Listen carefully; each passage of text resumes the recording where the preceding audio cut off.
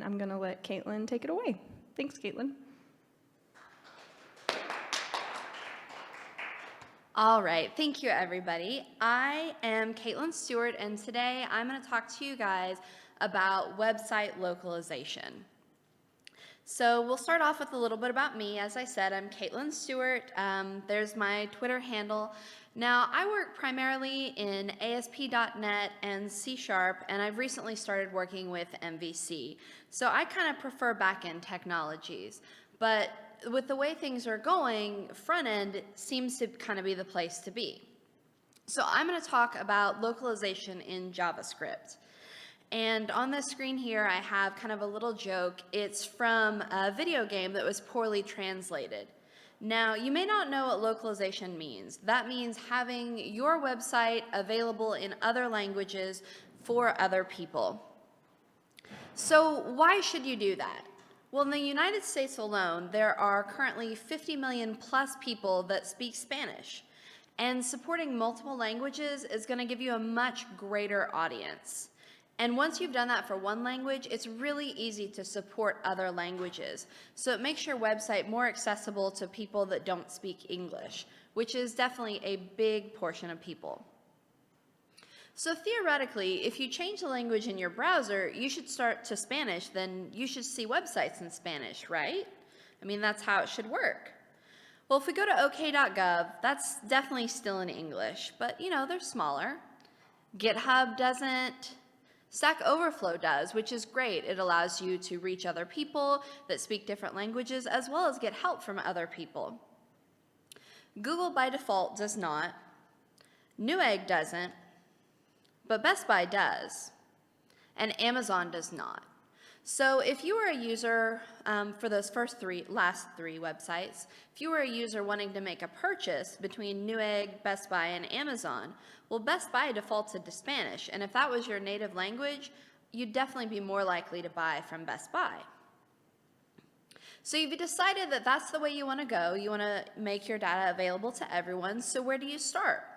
Now, a quick Google search reveals all kinds of extra frameworks and services and things you can buy, but that's really not necessary. Most languages actually have support for this built right in. Java, .NET, Ruby on Rails, and JavaScript all allow you to localize your website right out of the box without downloading anything or adding anything. So the first thing you want to do is get the language of your user. Now, the most straightforward way to do that is going to be to just get that from the browser. So when your browser sends a request to the web server, that request can include information about your language. And one of the main ways that's done is usually back-end, but there are some easy client-side workarounds. And like I said, we are going to talk about JavaScript today, so we definitely want to do that client-side. Or you don't have an accessible backend. Window.navigator.language for not Internet Explorer and window.navigator.userlanguage for Internet Explorer will allow you to get that language. There is a Jquery plugin, which most people do use Jquery. A lot of businesses have adopted it. It's pretty widely used. You can also ask the user and store that value. So there are definitely a lot of ways you can get that language from the user to determine how you're going to display your text. So you've gotten their language. Now what are you going to do? So if you have .NET available, you can utilize the built-in resources file. And what it is it's basically kind of a user interface for you to build an XML file. And in that XML file, you have a name and a value. And the name is going to be how it's referenced, and the value is the text that would be displayed. And then those you add on the extension, the language culture, for example, .es for generic Spanish. And you can get more specific, for example, .en-us for the United States or -gb for Great Britain, so you can correct those color spellings and add in your extra U's. So, but we like JavaScript. You hate .NET. You don't want to add all that clunky stuff in. There are definitely some options. Instead of using that clunky XML file, you can actually use a JSON array. And there's also in jQuery, there's a default. You just set the locale, and then you do that, and then you put the key in. So it operates on the key value kind of system.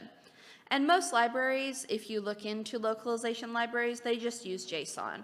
So you can use them if you don't want to rewrite that all yourself, or you can just use kind of jQuery or whatever makes it easy for you. But again, all you're doing is referencing that key to get your value.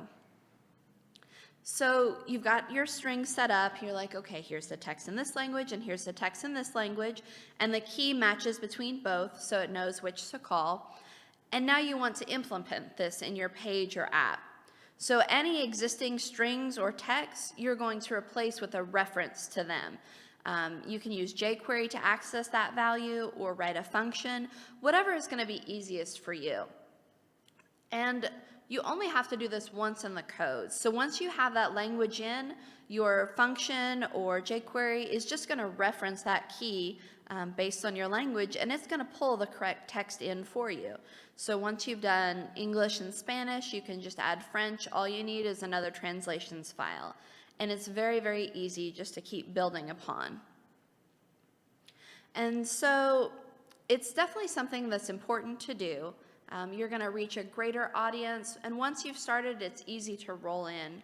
And some of the benefits to this are, you're making it accessible to other users. A benefit over using just Google Translate or something that's built in is you can handle those translations yourself. You know exactly what that text is going to translate to. It's not going to be something unfortunate that'll end up on another website. Or if there's a specific way you want to call your product, you can continue to do that by setting up localization. So I think it's definitely something very important you should do to reach greater users, and it's relatively straightforward to implement. Thank you.